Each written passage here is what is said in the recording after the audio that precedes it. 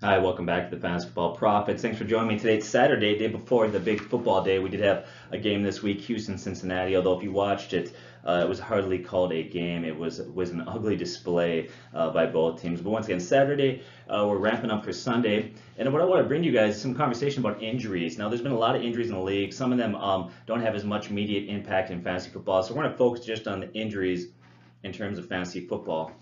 And then I want to talk to you guys about maybe some of the things you can look at in terms of overcoming these injuries.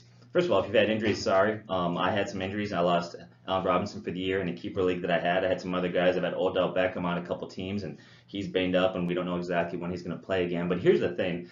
It stinks when you have breaks like that, but everybody's going to have it. No sense pouting. Good teams find a way to overcome it, and they find a way to overcome some of these injuries concerns. So here are just some things to consider in terms of injuries this weekend.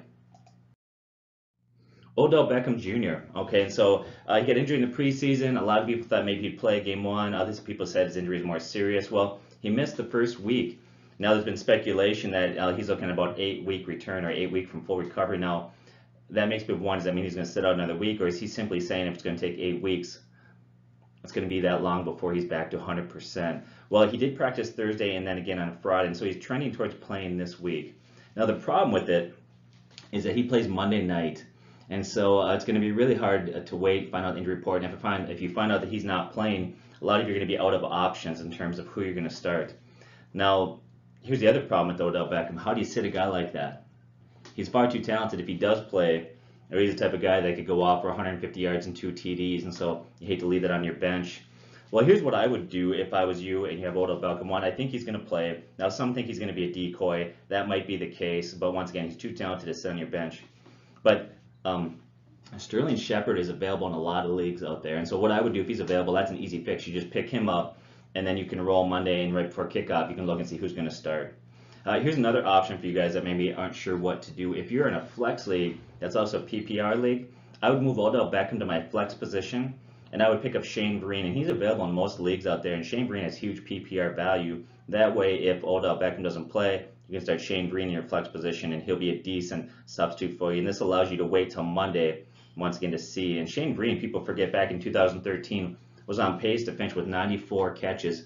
In week one, he had 9 catches. So that offensive line is terrible for New York. And I think they do a lot of where they're checking it down to the running back. And I think the one that's going to benefit the most is Shane Greene. So that's what I would do once again.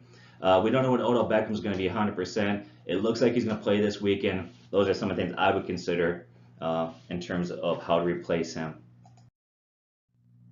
I want to talk about the Patriots wide receiver situation there. Of course, Edelman and Malcolm Mitchell are out for the year.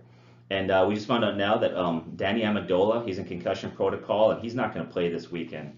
But he will be back, so people are kind of wondering, like, with Edelman out, where are all these targets going to go? What does this look like? It's going to open up doors. Now, I want to say this. There will be an occasional wide receiver like Hogan and others, and maybe Dorsett, they're going to have a big game. Okay, but here's what I think is going to happen. I don't think any one receiver besides Cook. Cook, I think, Cook's going to have a good year there, and I think he's going to have a great year. I could see him getting 80 catches, 1,200 yards, around that range, 8 touchdowns, 8 to 10. But other than that, all those other targets, I don't think are going to be absorbed by any one player. I don't think there's a player out there that's going to become the man. I don't think Danny Amendola, even though he had 100 yards in the first game with 6 catches, I don't think he's going to take those targets. What I think is going to happen is they're going to be absorbed amongst a lot of different players. You got Gronk and Allen at tight end. They have a lot of running backs that catch the ball in the backfield, like Rex, White, Lewis. In fact, there's talk that Rex is going to line up in the slot position if Danny Amendola is not playing, which he's not. You also have Hogan, Cooks, and I think Dorsett will chisel out a role in this offense. Here's the other thing for those that think that Danny Amendola is going to step into that role. He's had a very, very difficult time staying healthy. In fact, before their first game, the Patriots said they were going to really limit his touches and his plays this year to keep Danny healthy. And then, sure enough, he goes out week 1 and gets hurt. So just confirming what New England feared, and that's he has a hard time staying healthy. I think they're going to protect him. I don't think one guy's going to benefit. I think we see multiple guys that will absorb the targets. The next injury, Allen Robinson out for the year with an ACL tear. It's too bad because they'd only been on the field for 3 plays and he already had 17 yards and a catch. So it looked like maybe, that's going to be a big game for him. But nonetheless, he's out.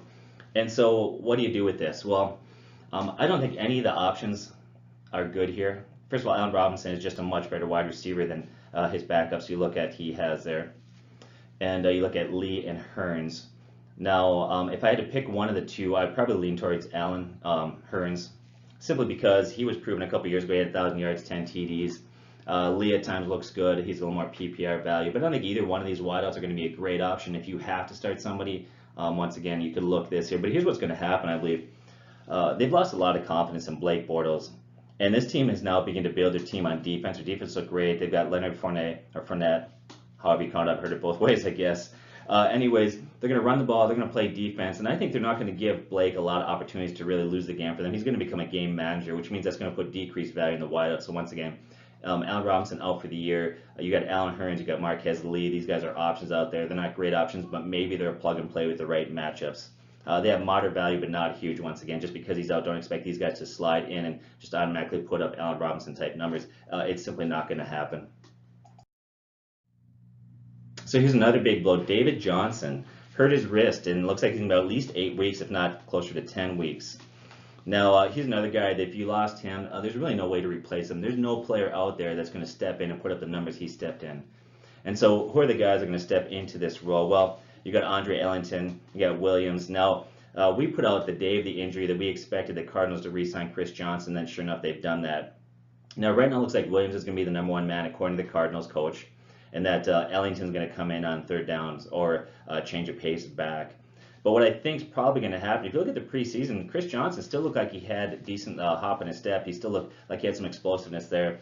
I think a couple weeks into this, we're going to see that Chris Johnson will move into the #1 back with Williams being the #3 back. Now, maybe I'm wrong, but I do know this. Back when it looked like Ezekiel Elliott was going to be suspended, a lot of people out there, a lot of experts were saying that McFadden is the guy, and we said on here on our video, if you go back and look at it, we felt like Morris would become the guy, with McFadden being the third down change of pace guy. And then sure enough, this last week in reports out of Dallas, Morris is the #2 guy behind Zeke. McFadden didn't even get activated for the game. So here's another one where I think Chris Johnson eventually will become the guy, and then you see Williams and Ellington be the third down change of pace backs, at least until David Johnson gets back. Once again, none of those backs really thrill me. I don't think any one of those backs is going to be a huge benefit or benefit huge from this injury. But if you got to go that route, if you need something you're desperate, Williams is probably the guy to use this week, week 2. And then after that, I would reevaluate. And we'll put out a video this week coming up about what happened over this weekend, injuries, trends, waiver wire pickups, and we'll discuss this situation in more depth. Another one out there. We talked about Danny Woodhead being fragile, and then sure enough, he's out. In fact, he's on the IR right now, which means he's going to miss 8 weeks. So how can you fill in? Well, there's 2 guys out there. There's really West and Javarius Allen are the 2, and they split carries, and they both look pretty effective. Personally, I tend to lean towards Allen. I liked him a couple years ago. I think he's a guy that can run the ball. He's a fairly big body, actually, and he can catch the ball relatively well in the backfield. Once again, neither one of these backs are great options. I think they're going to split carries. If you have to start them, certainly you can look that route. It's kind of a muddy situation there for Baltimore. Just a few more guys to discuss looking into it. Another guy out there, Sam Bradford. He missed some practice this week. He had an MRI on Friday. So here's where we're going with Sam Bradford. We believe that is simply precaution. If you know his history, he's had a lot of injuries. He's had a lot of problems with his knees, and we think they're just being safe. We think he's going to play this week. Once again, somebody keep an eye on. But I would imagine that most leagues, you're probably not starting Sam Bradford unless you're fairly desperate. The other one, Jordan Howard, missed time this week because of a shoulder injury. Now, from the very beginning of the week, Fox said that he's fine, he's going to start. We think that's the case. We think it's a precaution. He's going to start. We expect Jordan Howard to get 20 carries. We think the only thing that's going to stop that, one, if he aggravates an injury, or 2, if they fall behind and have to throw the ball. But if everything goes the way we expect it's going to, he's going to get 20 carries. He will play. Another injury out there is Terrence Williams. Sounds like he's not going to play this week for Dallas.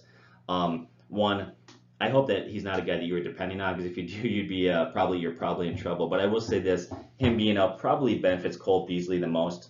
His PPR value goes up. Then another guy out there that in the fantasy world, sounds like John Brown has quad issues and he might miss this week. And what that does, that gives added value to J.J. Nelson as a wide receiver for Arizona. That might be a nice week plug and play if you're desperate out there. So those are some of the injuries, some things to consider. Hope you guys have a great week. We look forward Monday morning bright and early. We'll have a new video, waiver wire pickups. We'll analyze football. We'll look at the trends. We had another video we put out called Real or Mirage, and we talk about things that are happening out there, talking the fantasy football world and how much that is real, how much is a mirage, and what you guys can do with that information. Once again, thanks for joining us at the Football Prophets.